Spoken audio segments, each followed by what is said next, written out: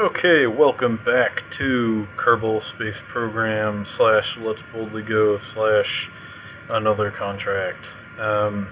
Today, using a slightly modified, by slightly I mean quite modified, KSAT 1 vehicles and payload, we will be putting this thing into orbit, and yeah, without any further ado, we need to launch because our window is on us. So 3, 2, 1, blast off! This thing is pretty intense. Like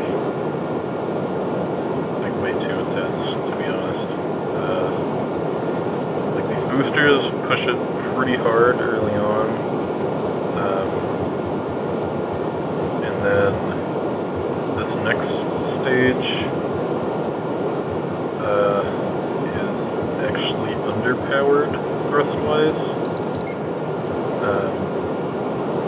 What that means is that okay, wait, give me a second.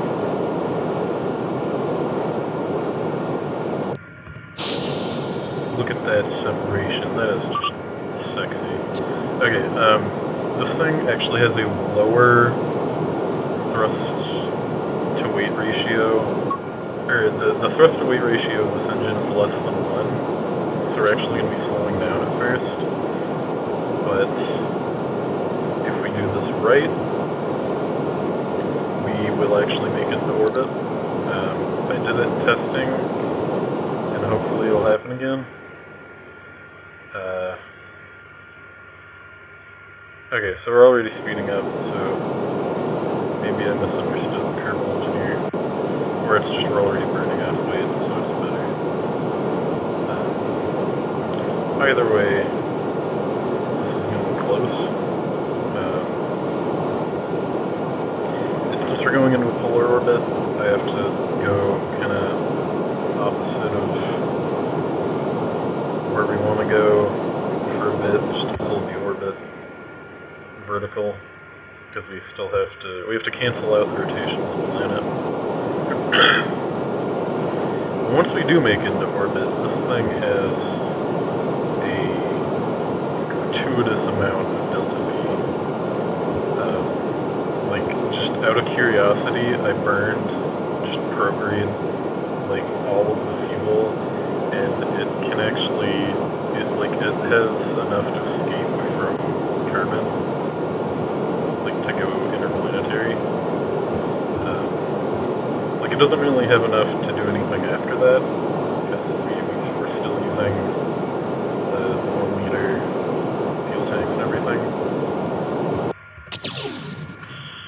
Oh man, fairing separations are the best.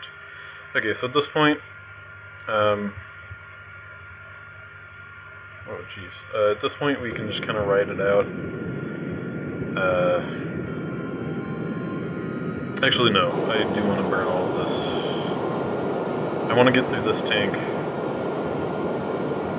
early on so that it'll fall back to the planet.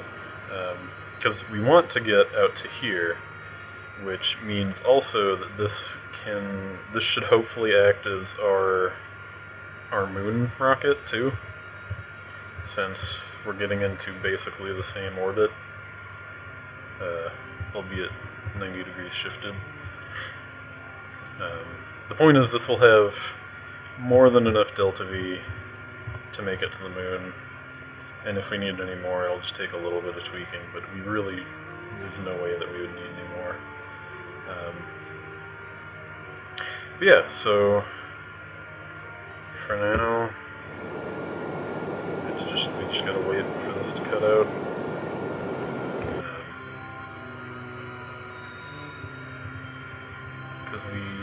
Because we don't want to circularize the orbit with this stage, because then it wouldn't re-enter. We just want to use up fuel while we've got it. Okay. So that is that. And yeah, I guess just keep burning.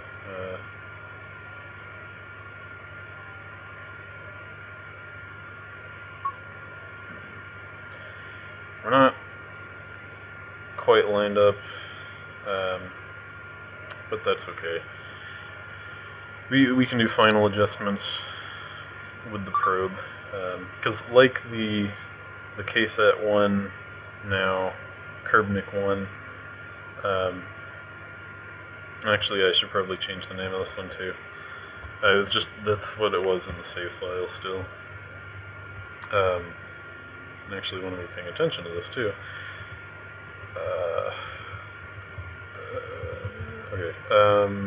Yeah, like the first one, the probe itself has a lot of monopropellant, and it should be more than enough to get into orbit. At least in the trials it was. Now I need to lock back onto this. I'm going to time accelerate up through the burn, and you'll get to see how the orbit will start, or our apoapsis is going to start going up very rapidly, because higher altitudes mean lower orbital velocities, and with the Oberth effect, like, since we're burning at low altitude, it'll change higher altitudes faster, and all sorts of fun stuff like that.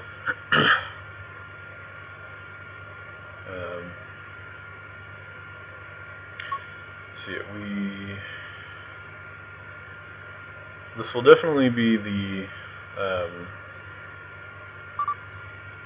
farthest any Kerbal has ever gone before, which is cool. Alright, so we're closer aligned than the first time I did this. I'm gonna throttle back so that we don't overshoot. I just want to kiss this one. Perfect. Oh man, we still have quite a bit of fuel left. So what I'm gonna want to do is, when we're up here, I'm gonna want to burn a little less than half of this prograde, just to give the probe an assist, and then use the rest to deorbit. And actually, I'll probably do like a third, because I don't want to just come in straight for a re-entry.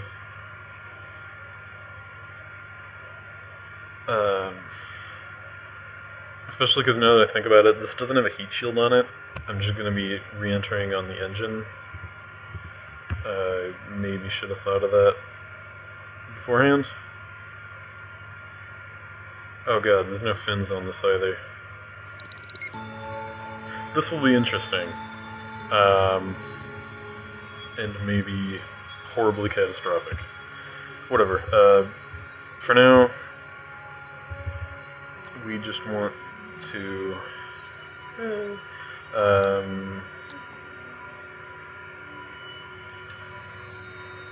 well, for now, we can get science.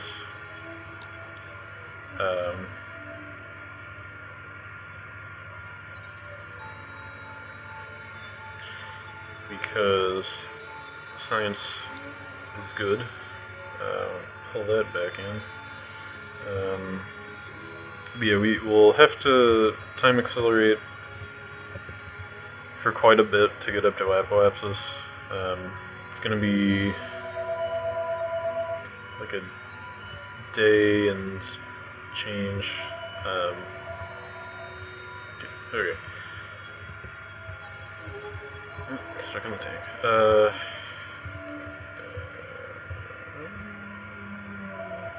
Port. Great. Okay, yeah, so I just want to double check that I'm actually going to do this contract properly. Thermometer, magnetometer, yeah, okay. good. Okay. Just need to shoot up here and watch the planet fall away. But not really, because we're not going too far. Yeah, I'm pretty sure that this probe in this orbit is eventually gonna get caught by the moon and interesting things are gonna happen. Because it's definitely cutting it close, and I'm pretty sure that is either within or just outside of the gravity well of the moon. And unfortunately, it would be too inefficient to try and later pull this probe into a lunar orbit. Like, that'd be awesome, but probably not feasible, just because we'd have to do a 90-degree plane change, and that's as bad as it gets. Okay, so now, so I'm gonna burn. Okay,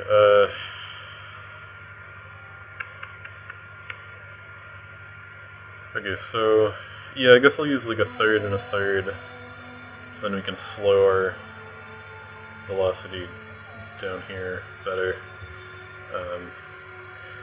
So I'll burn 33 oxidizer. Okay. And we might not even need that much, because like at this altitude, we're going so slow that we don't need a huge amount of fuel to do anything. So I'm going down to what, 67? Okay, that's good enough. So now we're pointing prograde, so when we separate, it'll shoot that off, give it a nice kick. Now we want to point retrograde, and actually I want to burn offset just so that our exhaust isn't going to hit that.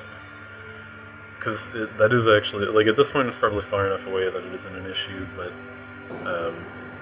engine exhaust is something you need to worry about. Especially if like you're like docking two things. Like RCS is fine, but if you have an actual engine, the exhaust will heat stuff up and push things around, and generally it's like, bad stuff can happen.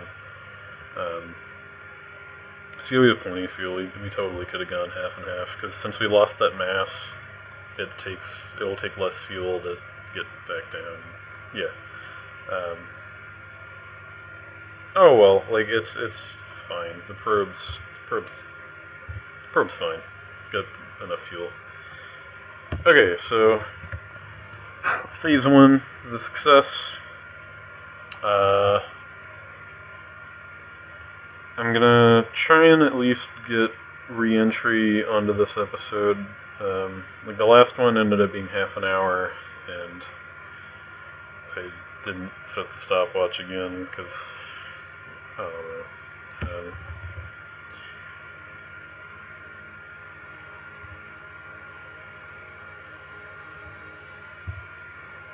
But yeah, so now we can just time accelerate back down, pick up a ton of speed. Okay, so we now spent a day in space. So Valentina is not going to break Jeb's record, but pushing it. I mean, that's not really a record that we want to break, because that's like, we don't want to spend a whole lot of time in space. But whatever. Okay, so now we're back at Periapsis. This planet. Maybe we'll actually come down over the Space Center this time. Who knows? Okay, so retrograde, full throttle, because we're going pretty darn fast. And it would have been interesting if this was equipped properly, like with a heat shield. to 6, 5. Okay, I need a little fuel to Polar Periapsis down. If this was equipped properly, we could have gone for a straight aerobraking re-entry, because ideally that's what we'll do coming back from the moon, because that saves a bit of fuel, and it's cooler, which is always what matters.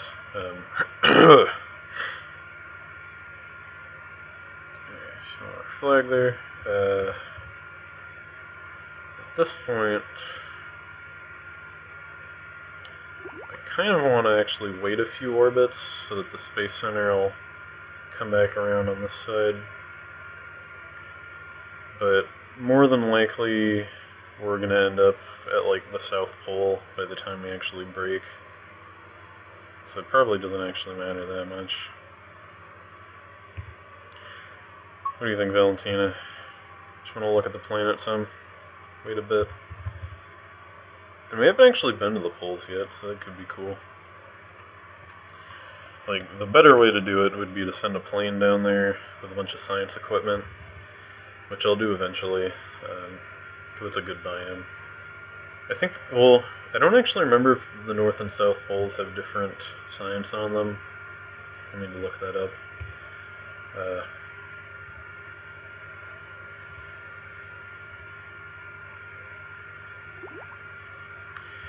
Alright,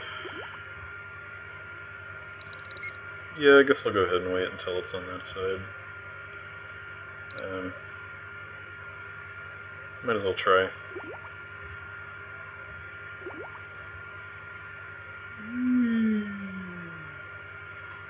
Okay,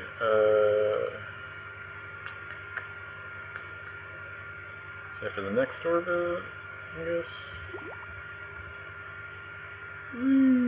No, we overshot. Oh well, actually, could probably burn a little more fuel. Why are we not actually pointing retrograde? Oh, that's because we're out of electricity. Ah, jeez. I had not considered that. That's going to make this vastly more interesting. And that's also why you don't just dick around in orbit, because usually something like that'll happen. Okay, so we're not screwed yet. There's a way to get out of this mess. Hopefully we have enough fuel for it, though.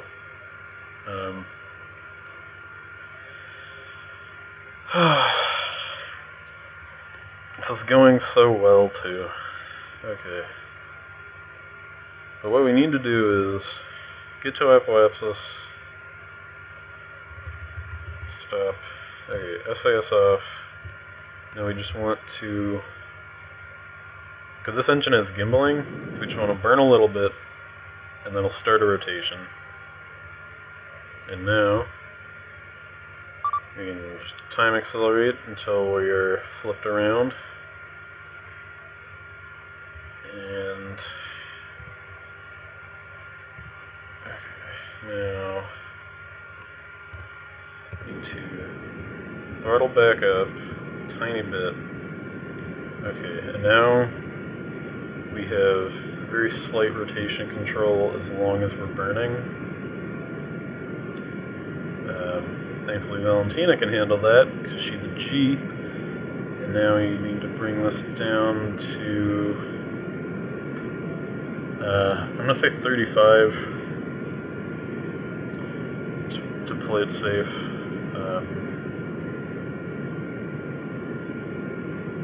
And just so that we have some fuel left.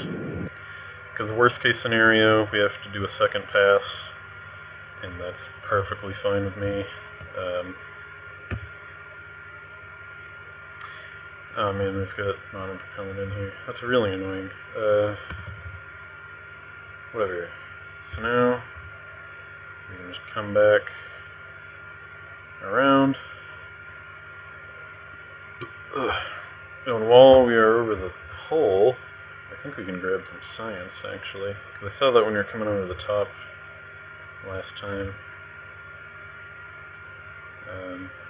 Should be able to do a crew report or something.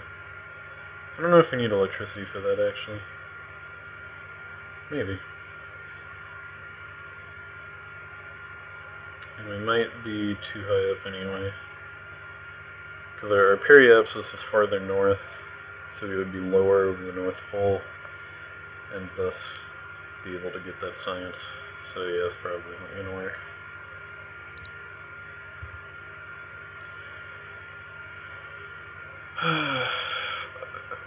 Totally forgot to consider that on the while we were launching. Yeah, whatever. For now, we just need to get around. God.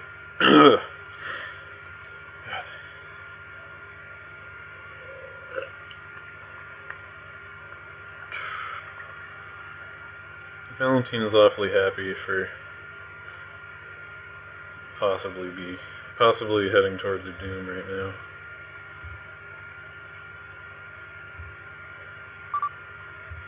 Okay, we are now in the atmosphere, and all that entails. And all that entails. Sorry.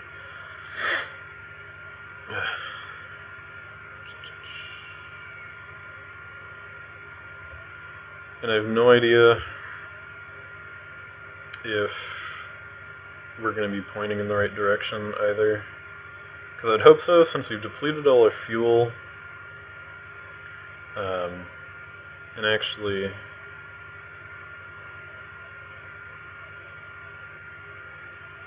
okay, I'm going to dump our monopropellant. Except I can't do that apparently. Maybe because we're out of power. Oh well. Good thing is it looks like our drag characteristics are gonna work.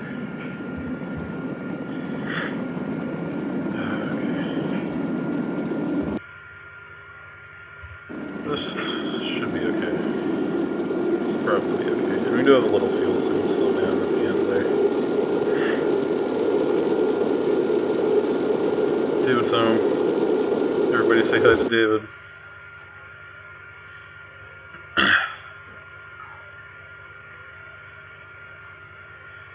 Okay, so our FOF's coming down. Periapsis is still high. This should be fine.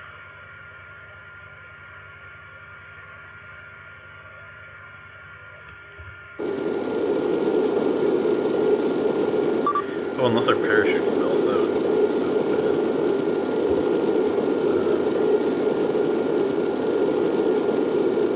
Yeah, I'm gonna go ahead and burn the rest of this fuel, just for a bit of help. Maybe don't want that much.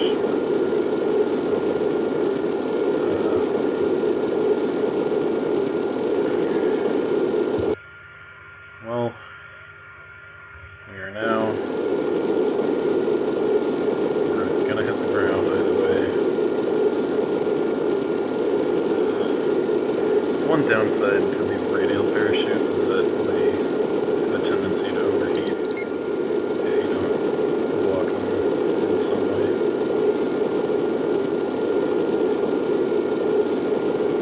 Seems like they're like right on the edge of getting me too hot.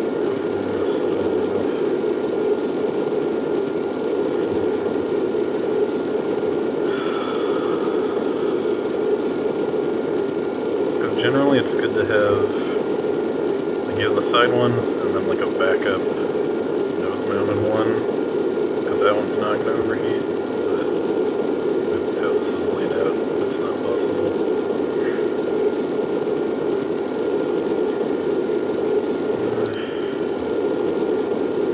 Time accelerates some. I don't know how that affects the overheating, because some stuff gets kind of weird when you acceleration, but it seems like it's okay.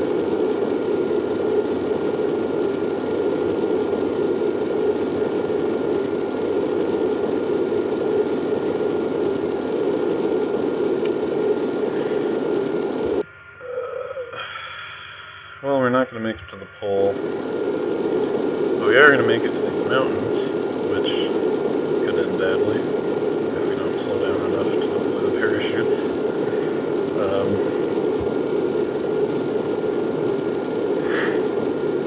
Plus side is it looks like we're not going to overheat.